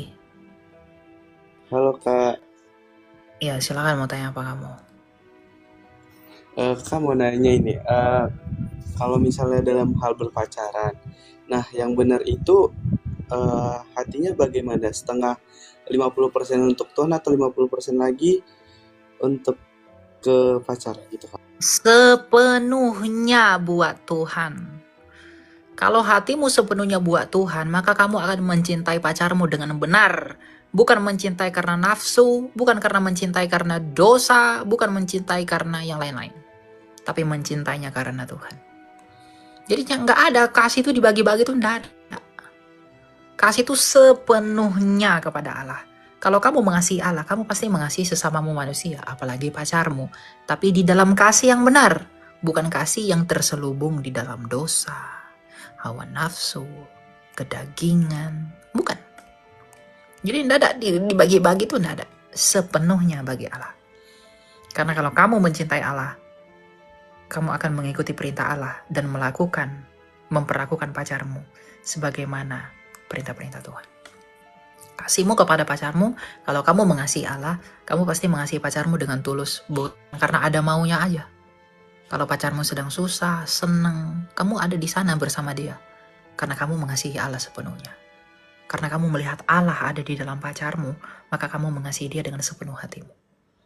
Jadi nggak ada kasih itu 50% kepada Tuhan. Kalau 50% sama Tuhan, 50% sama pacarmu, berarti pacarmu sama dengan Tuhanmu. Tidak, sepenuhnya buat Allah. Dan bukti bahwa cintamu sepenuhnya dengan Allah, kamu mencintai sesamamu, apalagi pacarmu. Makanya hukum yang teragung dari Tuhan kita Yesus Kristus itu apa? Kasihilah Allahmu, kasihilah sesamamu. Kalau kamu mengasihi Allah, kamu pasti mengasihi sesamamu. Apalagi pacarmu, apalagi ibumu, apalagi saudaramu. Tapi terlebih-lebih lagi, kasihilah musuhmu. Tuhan Yesus mengajarkan itu. Kasih Allah dengan segenap hatimu, akal budimu, tenagamu, baru kasih sesamamu sebagaimana engkau mengasihi dirimu sendiri. Dan tidak hanya itu, kasihi juga musuhmu. Jadi kasihi dulu Allah. Orang sekarang mencintai pacarnya tapi tidak mencintai Tuhan. Itu cinta nafsu. Itu cinta dosa. Enggak ada orang mencintai manusia dengan tulus kalau dia tidak mencintai Tuhan. Itu enggak ada. Cintai dulu Tuhan sepenuhnya. Baru ada cinta yang tulus kepada manusia. Kalau kamu mengaku kamu mencintai manusia tapi kamu tidak mencintai Allah, itu cinta nafsu. Cinta daging. Cinta dosa. Itu ya. Jadi kamu harus kasih Allah dulu. Oke? Satu pertanyaan lagi boleh nggak, Kak? Ya, silakan. Apa itu? Kak, gini, kan aku itu sering banget gitu kan, kayak misalnya nih banding-bandingin hidup orang lain dengan hidupku gitu kan, Kak. Nah, terutama dalam hal keluarga gitu kan. Jadi apa sih yang bisa membuat gitu kayak membangkitkan semangat yang kita punya gitu, Kak? Yang misalnya kayak memang diri kita sendiri itu udah memang lebih berharga gitu, kita lebih berharga, gak usah bandingin hidup kita dengan orang lain. Itu sering banget yang kayak aku iriin sama orang lain gitu, kayak misalnya si ini punya keluarga yang ini, si ini kalau aku tidak seperti itu sih. Ya. 2 Korintus 10 ayat 12. Memang kami tidak berani menggolongkan diri kepada atau membandingkan diri dengan orang-orang tertentu yang memujikan dirinya sendiri. Mereka mengukur dirinya dengan ukuran mereka sendiri dan membandingkan dirinya dengan diri mereka sendiri. Alangkah bodohnya mereka. Orang yang suka membanding-bandingkan dirinya adalah orang-orang bodoh. Orang yang membanding-bandingkan dirinya adalah orang-orang yang tak mengerti betapa berharganya dia di hadapan Allah dan betapa mulianya kasih Tuhan di dalam dia. Orang yang membandingkan dirinya adalah orang yang tak bersyukur. Kita diselamatkan saja oleh karena kasih karunia Tuhan. Itu sudah cukup buat kita untuk tidak membandingkan hidup kita dengan siapapun. Apa yang kamu tabur, itulah yang kamu tuai. Kalau kamu ingin mendapat lebih, maka taburlah lebih. Kalau kamu mau memperoleh yang lebih, bekerja keraslah lebih. Tidak ada orang yang bisa makan dengan enak kalau dia tidak bekerja dengan lebih. Selain daripada alternatif dari dosa. Harus bekerja lebih untuk mendapatkan yang lebih. Jangan berharap yang lebih kalau pekerjaan kita kurang. Jadi kalau kamu membandingkan hidupmu, kamu mengukur dirimu dengan ukuran dirimu terhadap dirimu, itu salah. Apalagi kamu lakukan kepada orang lain. Kalau kamu membanding-bandingkan hidupmu, kapan matamu akan terbuka tentang kasih Tuhan dalam hidupmu sejauh ini? Tuhan menyertai kamu.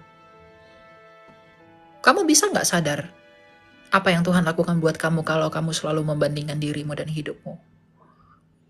Kenapa ya dia begini ya? Kenapa dia ya mobilnya merek ini? Kenapa dia ya begini? Tapi kamu tetap aja membandingkan dirimu. Yang datang aja keluh kesah. Apakah ada syukur dari rasa itu? Enggak ada. Tapi kalau kamu mau mempunyai apa yang mereka punya, sebaliknya kamu bekerja keraslah mendapatkan hal itu. Bekerja lebih giat, bekerja lebih sungguh-sungguh dalam Tuhan untuk bisa mendapatkan itu. Jadi tidak ada alasan bagi manusia ini untuk membandingkan dirinya sendiri. Semua mendapat 1 dinar. Tapi what you do, itu yang akan kamu peroleh. Ingat prinsipnya, apa yang kamu tabur, itu yang kamu tuai. Ya, tapi masalahnya, apakah kita melibatkan Tuhan atau enggak? Ada kok orang jadi kaya, tapi itu dari iblis. Ada. Kamu nggak perlu iri dengan orang seperti itu. Ada orang duitnya banyak, hartanya banyak, tapi dia tidak hidup berkenan di hadapan Tuhan.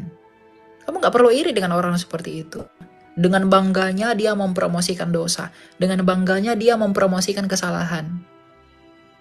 Lalu tuh meskipun dia punya harta kekayaan yang berlimpah ruah, itu tidak berguna. Jadi jangan pernah bandingkan hidupmu dengan hidup orang lain. Sebaliknya, peganglah ketetapan Tuhan dengan setia dan tuluslah di dalam, lalu berbuahlah di dalam itu. Baru itu pride orang percaya. Di dalam siapa? Dalam Tuhan dan oleh karena kasih Tuhan. Ya? Jadi nggak boleh bandingin diri. Oke, Oke? Kak, terima kasih ya, Kak. Ya, Tuhan berkati ya. Iya, Kak. Ya.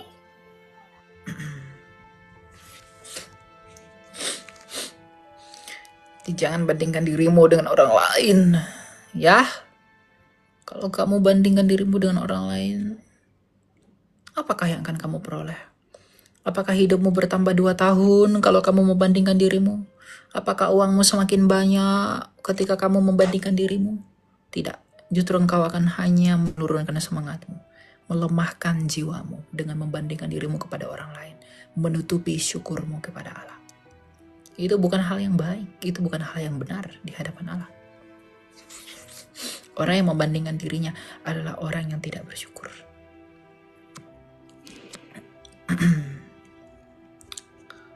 Oke. Kebetulan saya udah agak lapar ya teman-teman ya. Jadi saya udah masak tadi.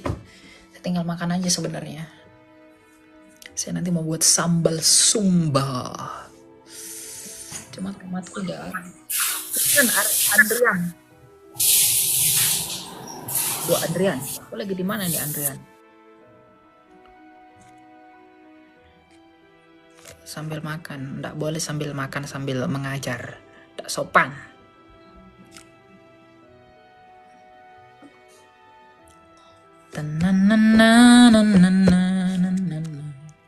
Kecuali di akun aku yang satu lagi ya, akun santaiku ya. Baru nggak apa-apa. Tapi ini kan akun gede. Ternyata kita udah berdurasi 1 jam 23 menit teman-teman. Ya.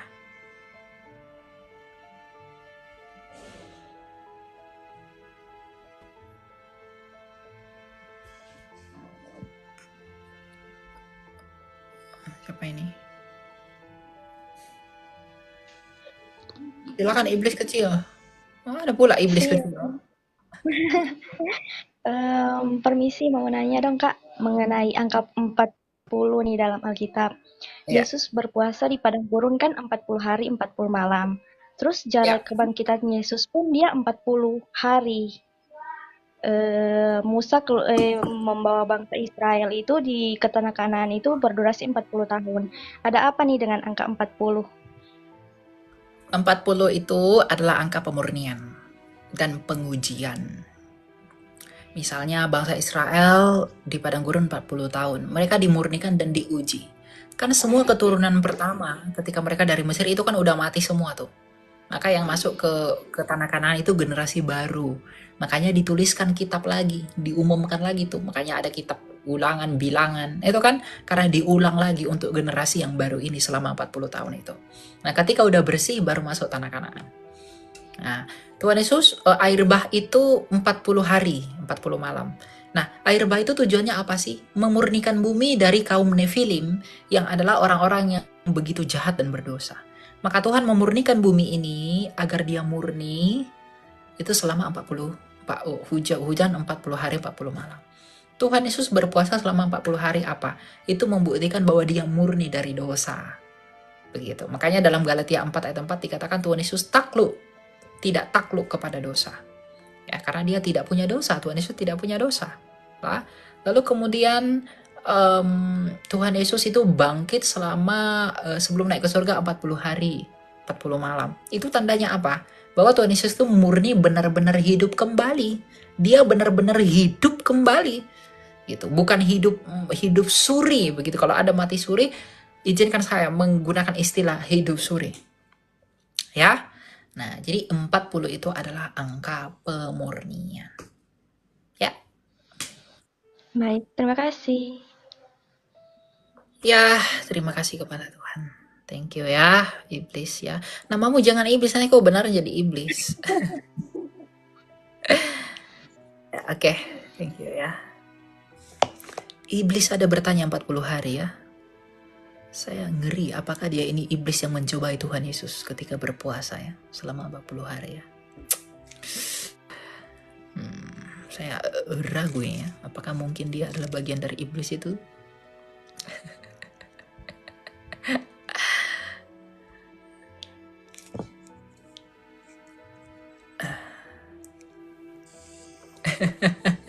Bercanda ya, bercanda teman-teman. Silakan Raymond. Selamat siang, Saudara Ya. Edi Myron. Silakan Pak, mau tanya apa? Ya, saya mau tanya, beberapa hari yang lalu saya baca tapi saya tidak terlalu mengerti tentang penunggang kuda putih, penunggang kuda merah, penunggang kuda hitam, dan penunggang kuda warna hijau kuning yang ada di Wahyu. Bisa Saudara jelaskan, Saudara Edi? Penunggang kuda itu adalah simbol-simbol ya. Kita lihat ya. Dalam kuda putih. Di dalam Wahyu ya. Kuda putih ya dalam Wahyu 6 ya, ayat 2. Ya, dalam Wahyu 6 ayat 2. Dan aku melihat ya, sesungguhnya ada seekor kuda putih dan orang yang menungganginya memegang sebuah panah dan mahkota, dan kepalanya dikaruniakan sebuah mahkota. Lalu ia maju sebagai pemenang untuk merebut kemenangan. Nah, kuda putih ini adalah simbol orang-orang saleh. Simbol seseorang yang begitu baik, yang begitu benar, yang begitu kudus. Nah, Bapak Gereja Irenaios, murid dari Polikarpus, murid dari Yohanes, itu menafsirkan pada abad kedua bahwa penunggang kuda putih itu adalah Yesus Kristus itu sendiri. Ya, jadi kuda putih itu adalah simbol kekudusan yang datang dari tokoh saleh yang adalah Kristus itu sendiri. Nah, kemudian kuda merah padam Wahyu 6 ayat 4. Ya. Dan majulah seekor kuda lain, seekor kuda merah padam, dan orang yang menungganginya dikaruniakan kuasa untuk mengambil damai sejahtera dari atas bumi, sehingga mereka saling membunuh, dan kepadanya dikaruniakan sebilah pedang yang besar. Nah, penunggang kuda merah ini sering ditafsirkan sebagai peperangan ya. Jadi makanya ada dikatakan pedang saling membunuh ya. Jadi penunggang kuda merah itu adalah simbol peperangan yang ada. Makanya di zaman setelah Yesus tuh kan ada peperangan tuh, penganiayaan kepada orang Kristen, umat kudus milik Allah. Mereka dianiaya, gereja mula-mula dikejar kemana kemari. Itu simbol peperangan. Lalu kuda hitam, Wahyu ayat 6-nya. Dan aku melihat sesungguhnya ada seekor kuda hitam, dan orang yang menunggangi memegang sebuah timbangan di tangannya.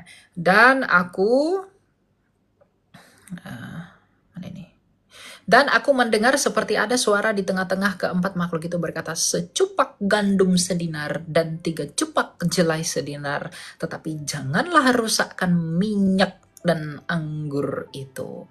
Nah, Kuda hitam ini merujuk kepada apa? Wabah kemiskinan dan penderitaan.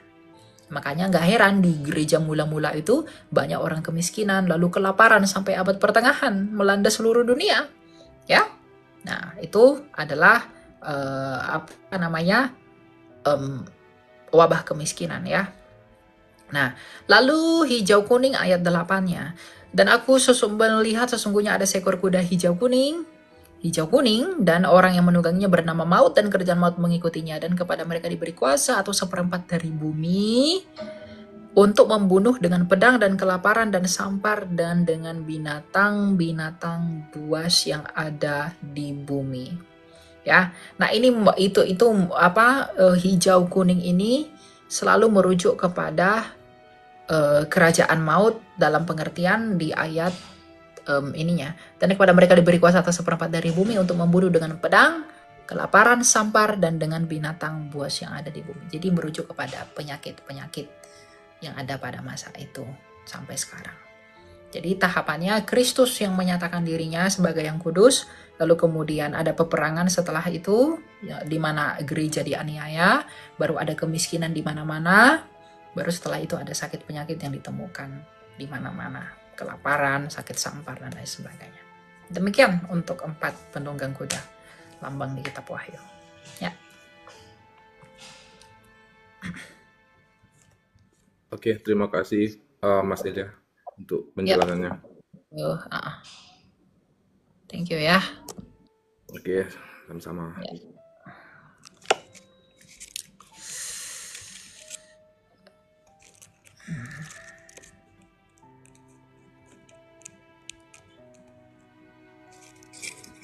Silakan Sharon. Kak, saya tuh lagi mau tanya. Jadi ceritanya saya tuh akhir-akhir ini lagi tertarik banget belajar soal fathering. Apa itu? Intinya sih bapak rohani gitu ya, Kak. Oh ya, fathering. Saya lagi lumayan tertarik sama fathering ini. Saya cuman tuh saya tuh jarang banget ngelihat, entah saya juga yang kurang baca Alkitab atau gimana, tapi saya tuh nggak pernah ngelihat Tuhan itu dibapai, Tuhan Yesus. Sebenarnya Tuhan Yesus ada bapak rohani gak sih, Kak? Enggak. Ya. Tuhan Yesus itu punya bapaknya sendiri, yaitu Sang Bapa. Malah dia yang membapai, makanya dia disebut Rabi. Makanya dia punya 12 murid yang dia bapai. Dia tidak punya bapa. Wong anak-anak aja dia ketika dia umur 12 tahun aja dia ngajarin ahli Taurat di bait suci. Makanya orang ahli Taurat tuh bingung, kok anak ini cerdas banget, kok bisa dia punya pikiran seperti itu gitu. Karena dia datang dari yang ilahi itu sendiri, dia firman itu, hikmat sang hokmah itu sendiri, sang logos itu sendiri, dia tidak perlu dibapai. Gitu, malah dia membapai ya. Tapi menurut Kak Elia sebenarnya kita sebagai manusia tuh seberapa penting sih buat dibapai? Oh, penting. Kita itu harus memposisikan diri sebagai murid yang mau dimuridkan. Para murid Kristus itu dimuridkan oleh Kristus, artinya dalam pengertian mereka mau dibapai untuk dibimbing menjadi lebih baik. Kita pun harus mau dibapai. Saya dibapai, bapak rohani saya banyak. Ya, contohnya Pak Stephen Tong. Itu bapak rohani saya. Abuna dari Koptik. Saya punya. Yang dari karismatik juga ada Pastor Tommy. Bentuk karakter saya. Jadi bapak rohani saya ini mengontrol saya untuk tetap, Pastor Cipto juga ya.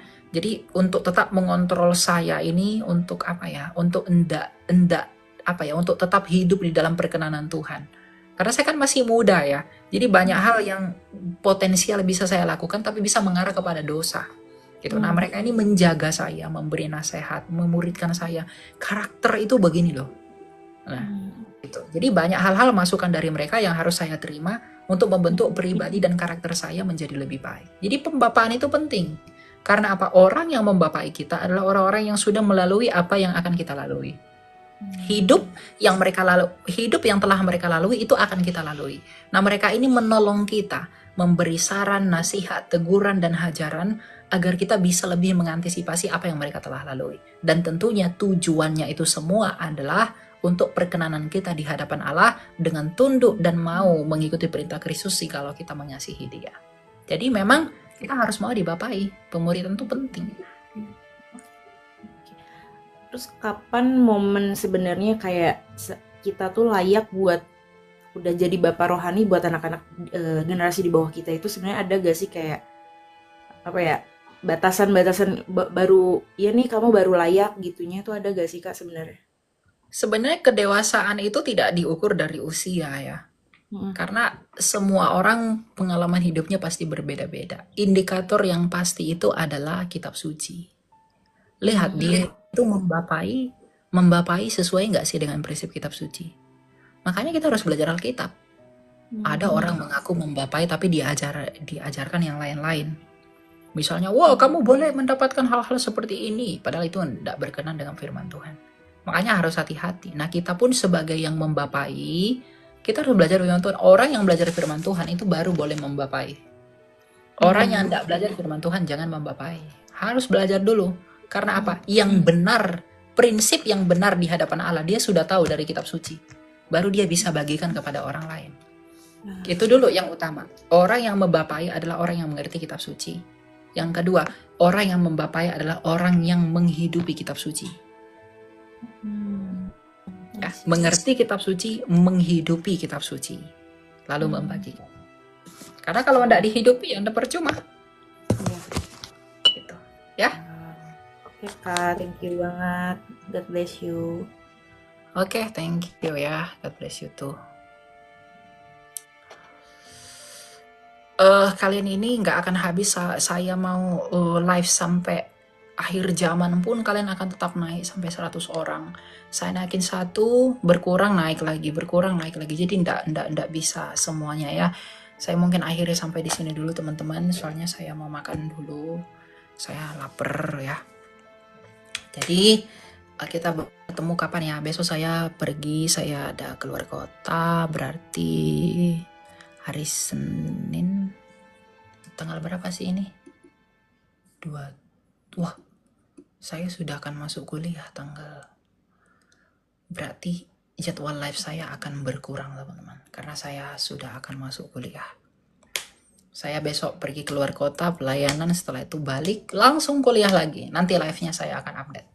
Thank you, God bless you. Jangan lupa banggalah memiliki Kristus, jangan malu pada Kristus, dan hiduplah menurut perkenan Kristus dan di dalam kasih yang menyala-nyala akan Dia.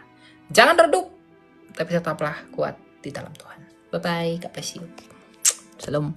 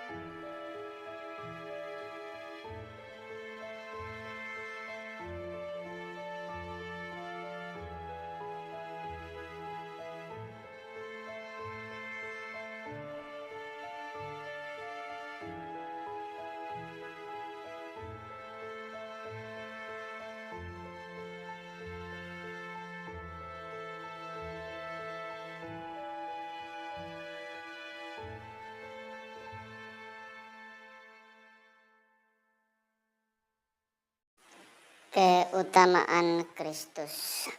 Ia adalah gambar Allah yang tidak kelihatan, yang sulung, lebih utama dari segala yang diciptakan. Karena di dalam Dialah telah diciptakan segala sesuatu yang ada di sorga dan yang ada di bumi, yang kelihatan dan yang tidak kelihatan, baik singgasana maupun kerajaan, baik pemerintah maupun penguasa. Segala sesuatu diciptakan oleh Dia dan untuk Dia, dan Ia ada terlebih dahulu dari segala sesuatu, dan segala sesuatu ada di dalam Dia. Ialah kepala tubuh, yaitu jemaat. Ialah yang sulung yang pertama bangkit dari antara orang mati, sehingga Ia lebih utama dalam segala sesuatu. Karena seluruh kepenuhan Allah berkenan diam di dalam Dia, dan oleh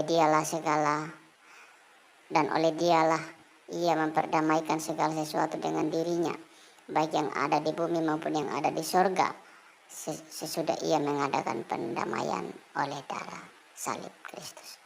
Juga kamu yang dahulu hidup jauh dari Allah dan yang memusuhinya dalam hati dan pikiran seperti yang nyata dalam perbuatan yang jahat, sekarang diperdamaikannya di dalam tubuh jasmani Kristus oleh kematiannya, untuk menempatkan kamu kudus dan tak bercela dan tak bercacat di hadapannya. Sebab itu kamu harus bertekun dalam iman, tetap teguh dan tidak tergoncang, dan jangan mau digeser dari pengharapan Injil yang telah kamu dengar dan yang telah dikabarkan di seluruh alam di bawah langit, dan yang aku ini Paulus telah menjadi pelayannya. Sekarang aku bersuka cita bahwa aku boleh mengambil bagian bagi kamu dan menggenapkan dalam dagingku apa yang kurang pada penderitaan Kristus untuk tubuhnya, itu jemaat. Aku telah menjadi pelayan jemaat untuk itu sesuai dengan tugas yang dipercayakan Allah kepadaku untuk meneruskan firman-Nya dengan sepenuhnya kepada kamu, yaitu rahasia yang tersembunyi dari abad-abad dan dari turunan ke turunan, tetapi yang sekarang dinyatakan kepada orang-orang kudus-Nya. Kepada mereka Allah mau memberitahukan betapa kaya dan mulianya rahasia itu di antara bangsa-bangsa lain, yaitu Kristus ada di tengah-tengah kamu, Kristus yang adalah pengharapan akan kemuliaan. Dialah yang kami beritakan apabila tiap-tiap orang kami nasihati dan tiap-tiap orang kami ajari dalam segala hikmat, untuk memimpin tiap-tiap orang kepada kesempurnaan dalam Kristus. Itulah yang ku usahakan dan ku pergumulkan dengan segala tenaga sesuai dengan kuasa-Nya yang bekerja dengan kuat di dalam aku. Karena aku mau supaya kamu tahu betapa beratnya perjuangan yang kulakukan untuk kamu dan untuk mereka yang di Laodikia, dan untuk semuanya yang belum mendengar aku pribadi, supaya hati mereka terhibur dan mereka bersatu dalam kasih, sehingga memperoleh segala kekayaan dan keyakinan, pengertian dan mengenai rahasia Allah, yaitu Kristus. Sebab di dalam Dialah tersembunyi segala harta hikmat dan pengetahuan. Hal ini ku katakan supaya jangan ada yang memperdayakan kamu dengan kata-kata yang indah. Sebab meskipun aku sendiri tidak ada di antara kamu, tetapi dalam roh aku bersama-sama dengan kamu, dan aku melihat dengan sukacita tertib hidupmu dan keteguhan imanmu dengan Kristus. Kamu telah menerima Kristus Yesus Tuhan kita. Karena itu hendaklah hidupmu tetap ada dalam Dia. Hendaklah kamu berakar di dalam Dia dan dibangun di atas Dia. Hendaklah kamu bertambah teguh dalam iman yang telah diajarkan kepadamu, dan hendaklah hatimu berlimpah dengan syukur.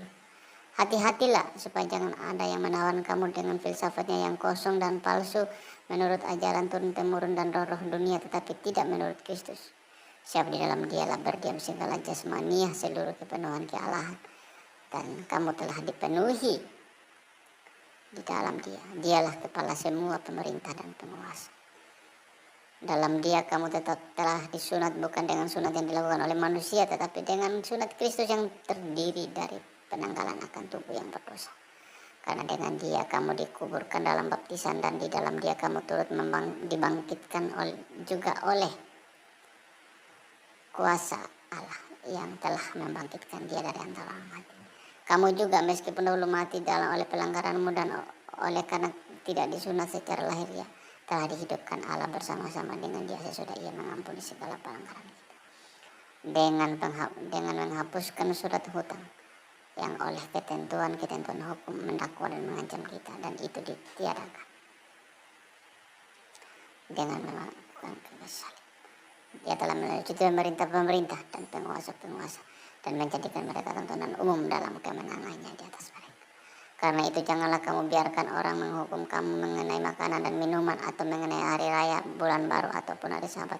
Semuanya ini hanyalah bayangan dari apa yang harus datang, sedang wujudnya ialah Kristus. Janganlah kamu biarkan kemenanganmu dikakalkan oleh orang yang pura-pura merendahkan diri dan beribadah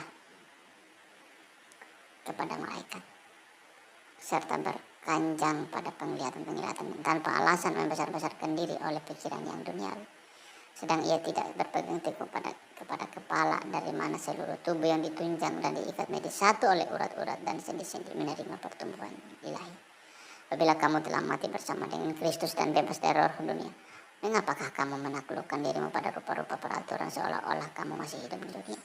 Jangan jama ini, jangan kecap itu, jangan sentuh ini. Semuanya itu hanya mengenai barang yang binasa oleh pemakaian dan hanya menurut pemerintah-pemerintah dan ajaran-ajaran manusia.